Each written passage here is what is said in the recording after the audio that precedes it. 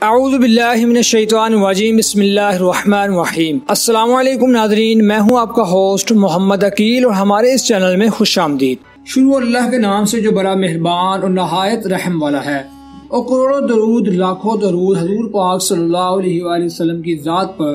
دوستو، اس بیان میں ہونے والی غلطی کوتاہی اور کمی پیشی تو اللہ تعالیٰ سے دعا ہے کہ اللہ تعالیٰ اپنے خاص فضل سے مجھے معاف فرمائے، آمین ثم آمین۔ دوستو، امام فخر الدین قاضی رحمت اللہ فرماتے ہیں کہ شیطان کے 3 رستے ہیں جن پر اس کا گزر رہتا ہے: شہوت، غضب اور حرص۔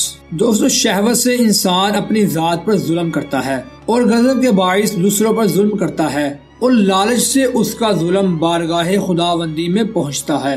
دوستو، یہی وجہ ہے کہ ہمارے پیارے نبی صلی اللہ علیہ وآلہ وسلم نے فرمایا کہ ظلم 3 قسموں پر شامل ہیں۔ نمبر 1، جو بخشا نہیں جائے گا۔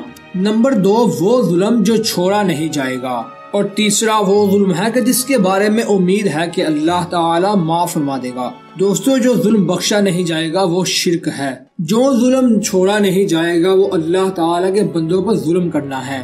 اور دوستو، جس ظلم پر معافی مل سکتی ہے وہ شہوت ہے۔ اور پھر تینوں اقسام کے ظلم کے نتائج میں بخل اور حرص اور شہوت کا نتیجہ خود نمائیوں اور خود غضب اور اپنی منمانی خواہشاتی نفسانی کا نتیجہ ہے۔ اور جب انسان میں یہ چیزوں کا ظہور بہت بڑھ جاتا ہے تو اس کے نتیجے میں ایک 7ویں چیز پیدا ہوتی ہے جسے حسد کہتے ہیں۔ دوستو، اللہ تعالیٰ نے انسانی شر کا اختتام حسد پر فرمایا، چنانچہ ارشاد ہے وہ من شر حاسد اذا حسد، اور جنائی شیطانی کو وسوسہ پر ختم فرمایا۔ لہذا انسان میں حسد سے بدترین چیز کوئی اور چیز نہیں ہے۔ اور دوستو، فرماتے ہیں کہ حاسد تو ابلیس سے بھی بدتر ہے۔ دوستو، فرعون نے ابلیس سے پوچھا کہ کیا کوئی تجھ سے اور مجھ سے بھی بدتر ہے؟ تو ابلیس نے کہا ہاں، وہ حاسد ہے۔ اور آسمان میں سب سے پہلا گناہ جو ظاہر ہوا وہ حسد ہی ہے، کیونکہ حضرت آدم علیہ السلام سے ابلیس نے حسد کی تھی، جسے فرشتوں کا سردار کہا جاتا تھا۔ اسی طرح زمین میں بھی پہلا گناہ حسد کی وجہ سے ہوا، جو قابیل نے اپنے بھائی حابیل کو قتل کیا، اور یہ قتل حسد کے باعث ہی ہوا تھا۔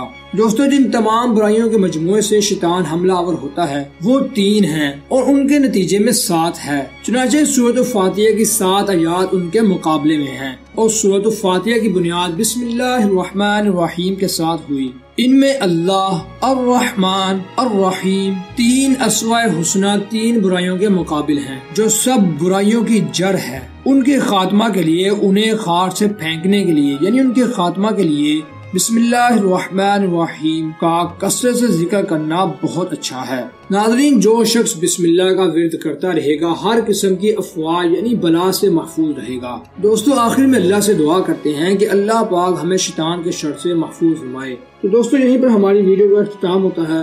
ہم امید کرتے ہیں کہ آپ کو آج کی ہماری ویڈیو کافی پسند آئی ہوگی۔ ویڈیو پسند آنے کی صورت میں ہمارے چینل کو سبسکرائب، ویڈیو کو لائک اور شیئر ضرور کر دیجیے، اور پاس میں موجود بیل آئیکن کو بھی کلک کیجیے تاکہ آپ کو ہماری ہر نئی آنے والی ویڈیو کا نوٹیفیکیشن ملتا رہے۔ اپنے دوستوں، رشتہ داروں، گرد و نواح کے تمام لوگوں کا بہت خیال رکھیے گا۔ پھر ملتے ہیں ایک اچھی نئی ویڈیو کے ساتھ، تب تک کے لیے اللہ حافظ۔